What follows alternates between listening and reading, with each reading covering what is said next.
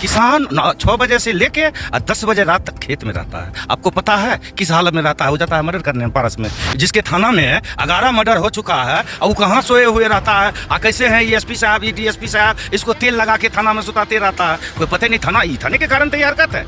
बदमाश के शूटर के खोप में आके वो रूम से नहीं निकलते हैं, भले बुजुर्ग को कहीं तंग करते हैं। अभी जो फिलहाल 2 खून हुआ है, एक को तो उठाया गया।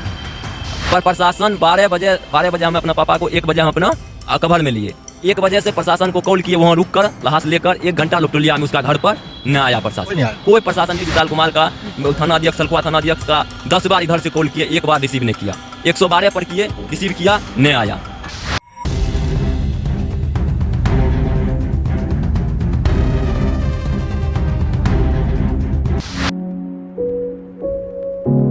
देख लीजिए ये सनीटोला चौक है। यहाँ पर देखिए किस तरीके का जो है भीड़ लगा हुआ है। सभी लोग यहाँ पर सड़क को जाम किए हुए हैं।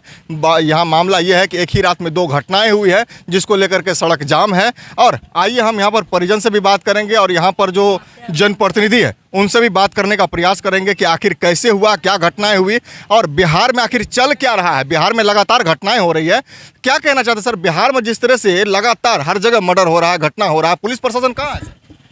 देखिए, ये तो गांव गौहार है। जब पटना पारस हॉस्पिटल ऐसा जगह है जो पेशेंट से मिलने के लिए जाता है तो आधार कार्ड खोजता है। जब उसमें 4-5 अकुख्यात अपराधी घुस गया और मर्डर करके निकल गया, तो डीजी साहब जो बयान देते हैं, जो वो किसान के लोग बेरोजगार है वही मर्डर कराते हैं। वही डीजी साहब को हम कहते हैं, आप वर्दी खोल के फिर से पढ़ आइए। किसान 6 बजे से लेके 10 बजे रात तक खेत में रहता है। आपको पता है किस हालत में रहता है? हो जाता है मर्डर करने पारस में। यही हाल बिहार के हर जगह पर हो। आज हकीकत देखिए, एक मेरे गांव में, एक ही गांव में 2 घटना हो गया है। 9 बजे खबर आया जे श्यामल यादव को गोली मार दिया है। उससे 10-20 मिनट पहले खबर आता है जो हंसराज यादव को फांसी लगा को मार दिया।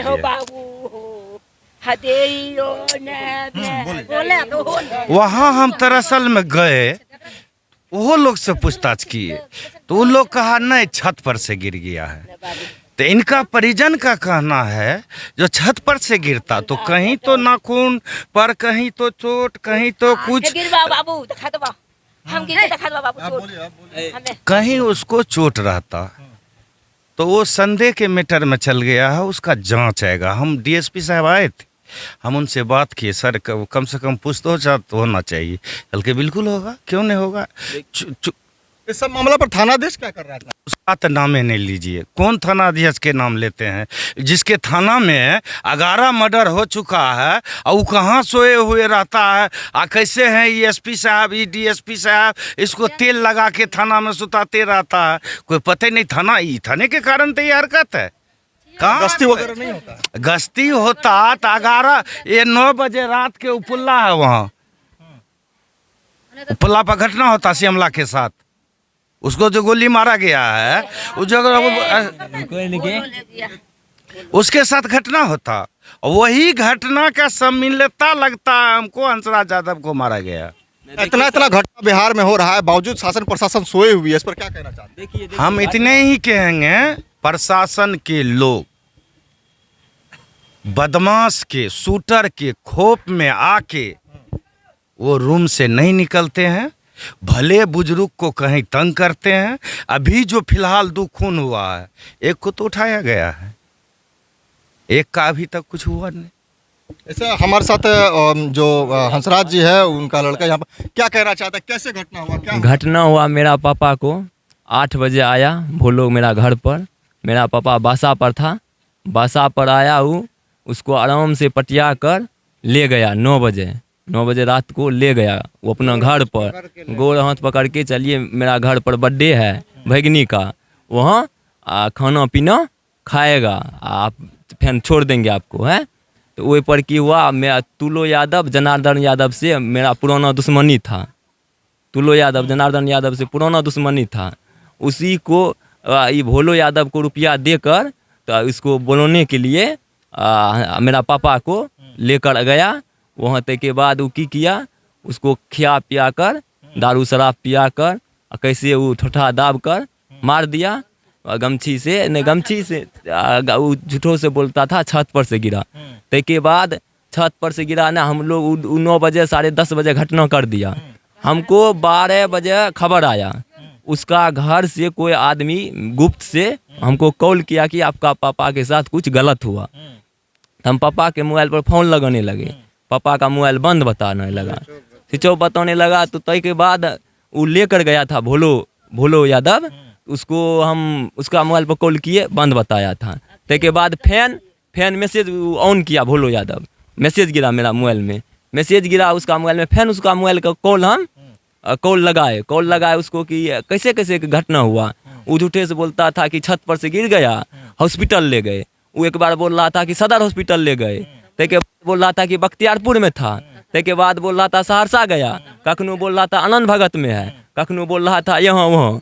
तय के बाद हम चौक पर आए, यहाँ चौक पर 3 घंटा तक वो लाश और फेरते करता रहा कि पचाने के चक्कर में, लाशे पचाने के चक्कर में, पचाने के चक्कर में पूरा लाश तैयार था।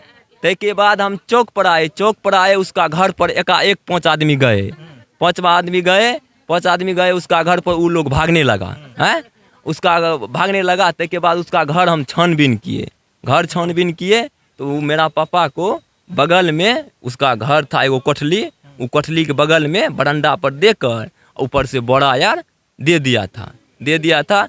तय के बाद वहाँ तो पूरा बुरा हालत हो गया मेरा सब परिजनों का। प्रशासन क्या कर रही है? पर प्रशासन 12 बजे हम अपना पापा को 1 बजे हम अपना कवर में लिए। 1 बजे से प्रशासन को कॉल किए, वहाँ रुक कर लाश लेकर 1 घंटा लोपटोलिया में उसका घर पर न आया प्रशासन, कोई नहीं आया। कोई प्रशासन। विशाल कुमार का मोबाइल डिटेल देखेंगे, विशाल कुमार का थाना अध्यक्ष, सलखुआ थाना अध्यक्ष का 10 बार इधर से कॉल किए, 1 बार रिसीव नहीं किया। 112 पर किए, रिसीव किया, नहीं आया।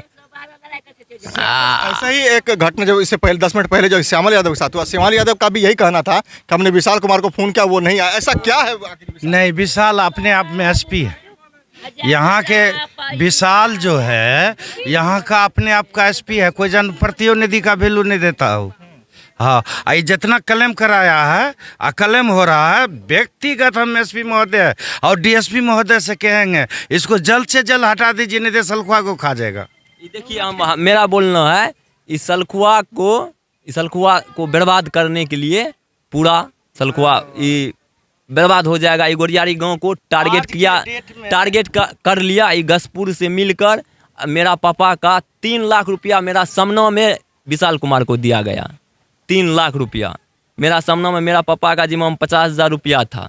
50,000 रुपया खरीद लेकर वो एगो भैंस खरीदने के लिए वो सुबह जाता, उसका जिम्मे में था। वहाँ से भोज खा कर निकलता, वो चल जाता ओहिना का। ये बगल में झालो यादव का घर है, झालो यादव को 2,000 रुपये बेना दे दिया था, वो भैंस वाला को रुपया देता। आज शनिवार था, आज वो घर पर लेकर आता, कल हटिया लेकर जाता था, व्यापारी करता था मेरा पापा।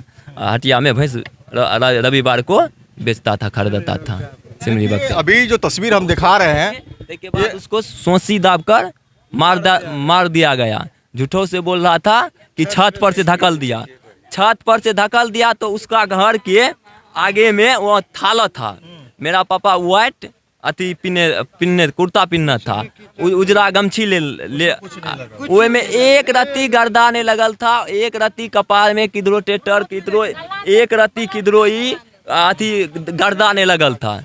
अखन मारेंगे उसको, रूम में ले गया। वो अपना 2 मंजिला छत है उसका, ऊपर में मकान, वो अपना मकान पर ले गया। तुलो यादव अपनों से घेट उसका दाब दिया, ठोठा दाबा उसका। वहाँ एगो औरत देख लिया, वो मेरा रिलेशन में लगता था, वो हमको कॉल किया। तय के बाद हमको 11 बजे खबर आया। उसको हम 11 बजे से कॉल लगाने लगे, पापा मोबाइल पर कॉल नहीं लगने लगा। देखिए अभी ये सलखुआ की घटना है, और ये सलखुआ ही नहीं, लगातार बिहार में आपराधिक घटनाएं बढ़ रही है। लगातार जो है लोगों की हत्याएं हो रही है, लोगों का मर्डर हो रहा है। लोगों के ऊपर गोलियां चल रही है, बावजूद शासन प्रशासन बिल्कुल सोया हुआ है। और ये सलखुआ ही नहीं बल्कि पूरे बिहार की दया दृष्टि बिल्कुल ही बदल गई है। पूरे बिहार में नीतीश कुमार के राज में कहता है सुशासन की सरकार है, लेकिन सुशासन की सरकार यहाँ दिख नहीं रही है। पूरे बिहार में हर जगह मर्डर हो रहा है। बीते दिन आपने देखा कि पटना में किस तरह व्यवसायी की हत्या हुई, फिर पारस हॉस्पिटल में हत्या हुई, अब आप सलखुआ में लगातार एक ही दिन दो घटनाएं हो जाना, ये बिल्कुल जो है दर्शाता है कि पुलिस प्रशासन क्या कर रही है, कहाँ रहती है, चौकस नहीं रहती है।